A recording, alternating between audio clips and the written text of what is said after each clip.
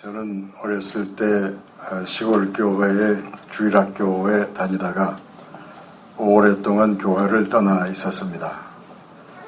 그러다가 청년기에 20대 후반에 교회로 돌아오게 됐습니다.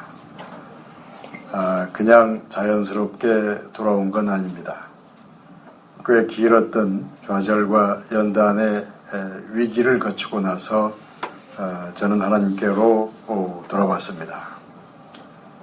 제가 원했던 장래와 희망은 점차 어두워져 가고 더 이상은 갈 곳이 없는 상황이 되면서 저는 교회로 돌아온 겁니다. 제가 꿈꾸던 미래는 점점 어두워져 가고 제가 생각지 못했던 신앙의 미래는 점점 더 가까워지고 있었습니다. 인간적인 미래와 희망은 위험에 빠져드는 동안에 교회와 신앙을 향한 새로운 기회가 주어지고 있었습니다. 세상의 가치관을 생각하면 참 위험한 시기였고 신앙의 미래를 생각하면 소중한 기회가 주어지고 있었습니다. 그러니까 저는 위험과 동시에 기회를 맞이하고 있었던 셈입니다. 당시에 저는 주로 인간적인 좌절만 하고 있었습니다. 제가 꿈꾸던 미래가 사라지고 있다는 점만 생각하면서 좌절하고 있었습니다. 그런데 하나님께서는 저를 위해서 새로운 기회를 마련하고 계셨습니다. 인간과 세상을 생각하면 위험스러운 좌절의 시기요. 하나님과 신앙을 생각하면 훌륭한 기회가 주어지고 있었습니다. 그러니까 그 시절이 저에게는 위험스러운 시기이면서 동시에 소중한 기회가 되고 있었던 겁니다. 인생의 거의 모든 기회는 위험과 함께 찾아옵니다. 우리 인생을 찾아오는 위험은 그 뒤편에 기회를 숨기고서 찾아옵니다. 좋은 기회인 줄 알았는데 사실은 위험한 시기일 수 있습니다. 위험과 절망만 보이는데 사실은 소중한 기회일 수도 있다는 말씀입니다. 예수님께서 십자가에 못 박히시던 그때는 아주 위험한 시기였습니다. 사람들이 힘을 합해서 하나님의 아들을 죽였으니 그처럼 위험한 시기가 없었습니다. 근데 그 위험한 십자가의 시간에 하나님 나라를 향한 구원의 길이 활짝 열렸다는 점을 생각하면 그보다 더 소중한 기회는 없었습니다. 대제사장과 유대인들은 부와 권력을 지키려고 나사렛 예수를 십자가에 죽이고 말았습니다. 그래서 그들은 자신들의 부와 권력의 기회를 지킨 줄 알았습니다. 근데 그때 그들은 하나님의 아들을 죽이는 최악의 범죄와 위험에 빠져들고 있었습니다. 십자가를 피해서 도망갔던 제자들이 다시 돌아와서 부활의 주님을 만났을 때 제자들은 뭔가를 새롭게 알기 시작했습니다. 그들이 피해서 드러났던 십자가의 위험이 사실은 가장 소중한 구원의 기회였다는 사실을 깨달은 겁니다. 그러니까 제자들이나 대제사장들이나 모두가 위험과 기회를 거꾸로 잘못 알고 있었습니다. 제자들은 소중한 기회를 죽음의 기회로, 죽음의 위기로 생각하고 있었습니다. 그리고 대제사장들은 그 십자가를 통해서 기회를 잘 활용한 줄 알았는데 실상은 그들이 최악의 범죄를 저지르고 있었던 겁니다. 최근에 중국의 시진핑이 우리나라를 찾아온 적이 있습니다. 경제적 측면을 생각할 때 현재 중국은 우리에게 아주 중요한 나라입니다. 그러니까 시진핑이 찾아온 것은 소중한 기회인 게 분명합니다. 그런데 군사적 측면을 생각하면 현재 미국은 어느 나라와 비교할 수 없는 강한 나라입니다. 그 미국과 경제 관계도 아주 중요합니다. 군사적으로는 미국과의 관계가, 경제적으로는 중국과의 관계가 가장 중요한 게 사실입니다. 그러니까 중국과의 관계와 미국과의 관계 사이에서 때로는 위험이, 때로는 기회가 찾아오게 될 겁니다. 중국과 미국 사이에서 우리는 위험과 기회를 동시에 맞이하게 된다는 말씀입니다. 우리 주변에는 아주 다양한 심각한 변수들이 가득합니다. 북한과 관계, 미국과의 관계, 중국과 그리고 일본과의 관계, 또 군사적인 관계, 경제적인 관계, 시시때때로 온 나라를 뒤흔드는 예기치 못한 사건들과 또 복잡한 여론과 이런 많은 요소들이 심각한 위험으로 다가오는 겁니다. 그런 위험들을 통해서 새로운 기회를 찾아야 하는 것이 하나님의 백성들이고 그리고 이 시대의 소중한 직책을 맡고 있는 사람들이라 생각됩니다. 그런 위험과 기회에 대한 생각을 하면서 이제 시편 11편 말씀을 들여다보려고 합니다.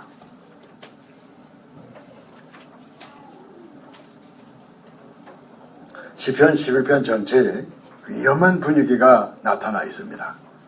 시편을 기록한 시인이 심각한 위기를 맞이하고 있는 중입니다. 시편 11편 3절이 이렇게 전하고 있습니다. 터가 무너지면 의인이 무엇을 하랴? 터가 무너지면, 여기서 터는 삶의 터를 의미하는데 사람들이 살아가는 사회 질서나 우리가 함께 바라보는 미래와 희망이 바로 삶의 터전이 됩니다. 그러니까 터가 무너졌다는 것은 올바른 삶의 질서가 무너졌다는 것이요, 어두운 세상 권세가 우리 현실과 미래를 아주 어둡게 만들었다는 것이요, 공의와 사랑이 사라지고 말았다는 것입니다.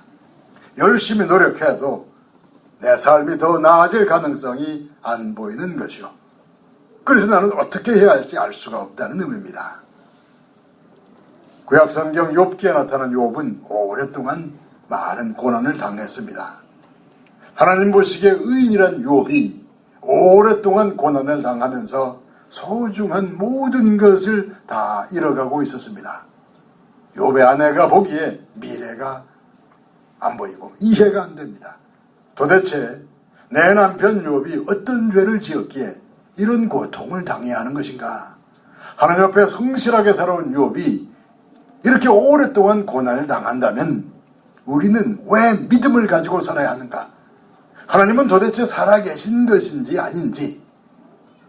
욥을 지켜보던 아내가 참다 못해서 이런 말을 합니다. 욥기 2장 9절을 통해서 욥의 아내는 욥을 향해서 이렇게 소리칩니다. 당신이 그래도 자기의 온전함을 굳게 지키느냐? 하나님을 욕하고 죽으라. 우리 남편 욥처럼 믿음을 가지고 성실하게 살아온 사람이 없을 텐데 그런 욥이 이렇게 오랫동안 고난을 당해야 한다면, 하나님이 그렇게 하신 거라면, 우리 하나님이 그런 하나님이라면 우리가 왜 그런 하나님을 의지해야 할 것인가? 그러니까 그렇게 고생하면서 버티지 말고 한번 시원스럽게 하나님을 욕한 다음에 그냥 죽고 마시오. 아무런 희망도 없이 이런 모습으로 언제까지 고난을 당하려는 것이오. 이제 그만 모든 걸 포기하고 마시오. 욥의 아내는 삶의 터전이 다 무너진 상황에서 남편에게 그렇게 소리쳤습니다. 하나님께서 이런 고난을 주신 거라면 우리가 왜 그런 하나님을 믿어야 합니까? 나는 더 이상은 그럴 수 없습니다. 욥의 아내는 그렇게 절규하는 겁니다. 그런데 욥은 흔들림이 없습니다. 욥기 2장 10절을 통해서 욥이 이렇게 대답합니다. 우리가 하나님께 복을 받았은즉 화도 받지 않겠느냐 하고 모든 일에 욥이 입술로 범죄하지 아니하니라. 욥은 오래된 절망과 위기에서도 하나님을 등지지 않았고 입술로 범죄하지 않았습니다. 시편 11편을 기록할 당시에 다윗도 오래된 고난 중에 있었습니다. 사울왕을 피해서 오랜 도피 생활 중에 있었습니다. 이스라엘 왕 사울이 군대를 비롯한 국가 전체를 동원해서 다윗을 체포해서 죽이려 하니까 이게 도대체 말이 안 되는 상황입니다. 그런 상황에서 누군가 다윗에게 이런 말을 합니다. 이제 상식적인 왕도 없고 국가도 없는 것이 아닌가. 올바른 질서도 없고 공의를 행하는 왕도 국가도 없지 않은가? 터가 다 무너진 게 아닌가? 그렇다면 당신 다윗도 모든 방법을 동원해서 사울을 죽이든가 아니면 당신이 살 길을 찾아야 할 게 아닌가? 그러니까 신앙적인 방법이든 아니든 간에 모든 방법을 동원해서 나름대로 살 길을 찾아보라고 권면한 겁니다. 그런 의미가 바로 그 말씀 안에 들어있습니다. 터가 무너지면 의인이 무엇을 하랴? 세상 질서가 이 모양인데 신앙과 양심을 지키면서 살 수가 있겠는가 하는 것입니다. 사울왕과 국가는 부패와 타락과 어둠 속에 있고 하나님의 성전은 신앙과 양심이 사라진 권력자들의 종교적 모임에 불과한데 삶의 터전이 다 무너진 것인데 이런 상황에서 신앙을 지킨다는 것이 도대체 무슨 의미가 있겠는가? 그런데 오래된 고난 중에도 믿음을 지키려 했던 욥처럼 다윗도 믿음을 지키려고 합니다. 다윗은 11편 4절을 통해서 이렇게 신앙을 고백합니다. 여호와께서 그의 성전에 계시고 여호와의 보좌는 하늘에 있으며 하나님께서는 그의 성전에 계시고 여호와 하나님의 보좌는 하늘에 있으며 그런 고백이 도대체 어떤 의미가 있는 것인가? 그 말씀을 올바로 깨닫는 것이 이 시간에 가장 중요한 일입니다. 그 말씀의 의미를 전하면서 이 시간 결론으로 들어가려고 합니다. 목회를 하시는 목사님들 중에 비교적 평범한 삶을 사시다가 부르심을 받아서 목회를 하시는 분들이 계십니다. 그런가 하면 대단한 사업가나 아니면 훌륭한 학자인 상황에서 부르심을 받고 신학 공부를 하신 분들도 계십니다. 이사야 선지자는 학문이 깊고 넓은 그리고 사회적인 지위도 아주 높았던 사람으로 알려져 있습니다. 이사야는 학문이 깊은 고위 공직자로서 국제적인 외교 문제의 전문가였을 것이라고 전해지고 있습니다. 그런 이사야가 보기에 유대라는 나라는 주변 강대국들 사이에서 오랫동안 독립적이지 못했습니다. 강대국들에게 끌려다니는 신세였습니다. 정치적, 경제적 독립을 지키지 못했고 종교적인 신앙적 독립도 지키지 못했습니다. 주변 강대국이 원해서 그런 경우가 있고 유대왕이 자원해서 스스로 그런 경우가 있는데 예루살렘 성전 곳곳에 이방인들의 우상이 세워져 있었습니다. 그러니까 상식적인 입장에서 생각할 때 이게 도대체 말이 되지 않습니다.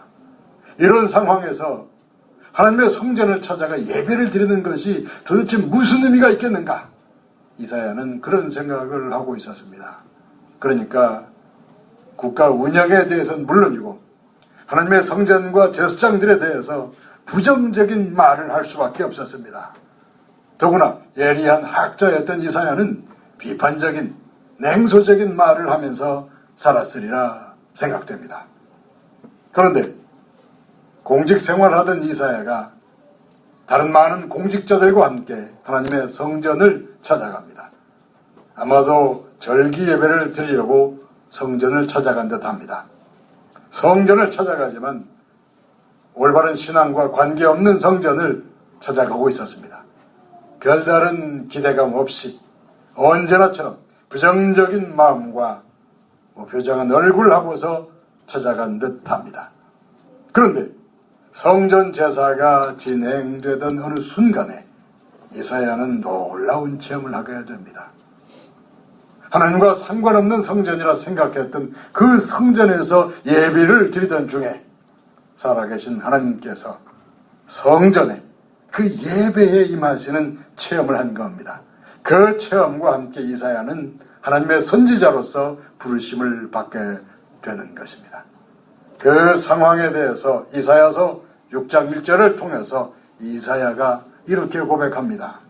내가 본즉 주께서 높이 들린 보좌에 앉으셨는데 그의 옷자락은 성전에 가득하였고 하나님은 아주 멀리 계신다고 생각했는데 하나님은 저 보좌에 앉아 계십니다.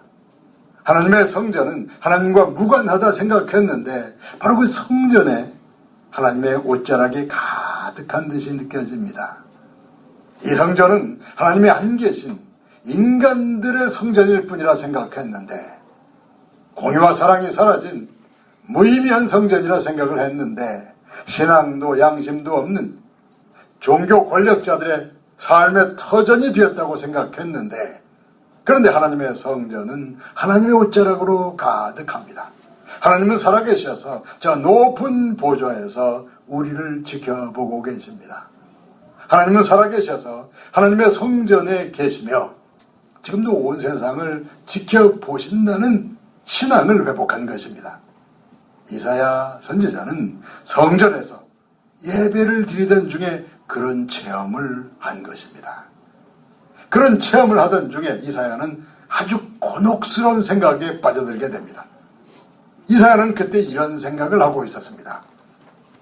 부패하고 타락한 공직세계와 성전과 제사장들을 보면서 나는 그저 비판적이고 부정적인 생각만 하면서 살아왔다는 겁니다. 신앙적으로 아무런 준비가 없는 상황에서 놀라운 신앙체험을 했기 때문입니다.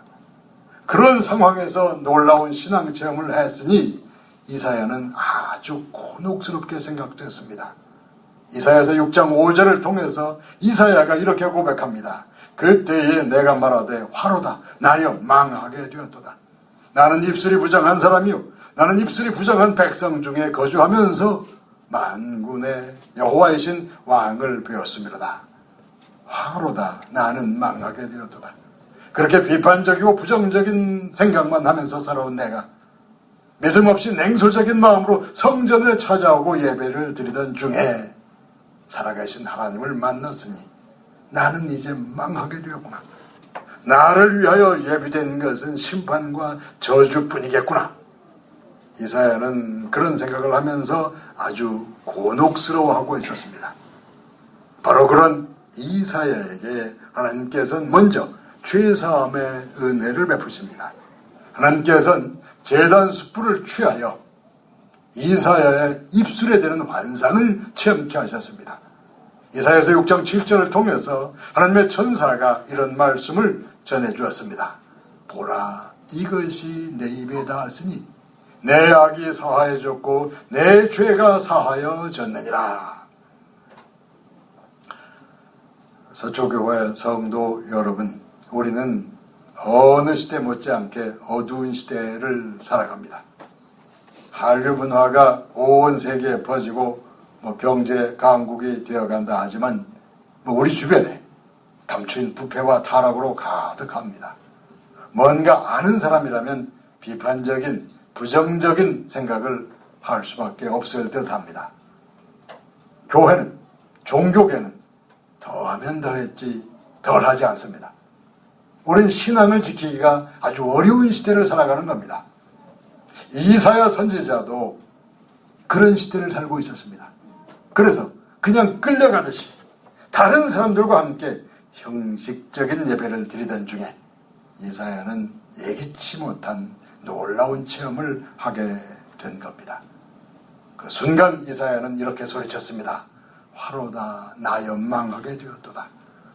이럴 줄은 몰랐는데 아무 생각 없이 세상과 성전에 대해서 부정적인 생각과 말을 하면서 살아왔는데 이런 순간에 내가 하나님을 만나게 되었구나. 그런 당혹스러운 순간과 함께 위대한 선지자 이사야가 등장하기 시작하는 것입니다. 그런 당혹스러운 일이 신앙 없는 시대에 놀라운 신앙 체험을 하는 일이 여러분들에게서도 일어나게 되기를 예수님의 이름으로 축원합니다. 기도하겠습니다.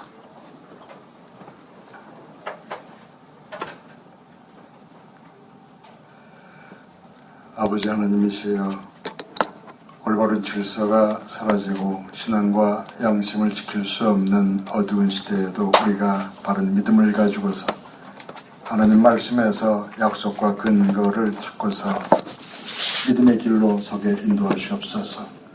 사람의 생각과 뜻으로 할 수 없는 그것을 성령께서 충만하게 임하셔서 성도들의 심중과 그 가정과 삶의 터전과 교회를 믿음으로 굳건히 일으키시옵소서. 우리 주 예수 그리스도 이름으로 기도하옵나이다. 아멘.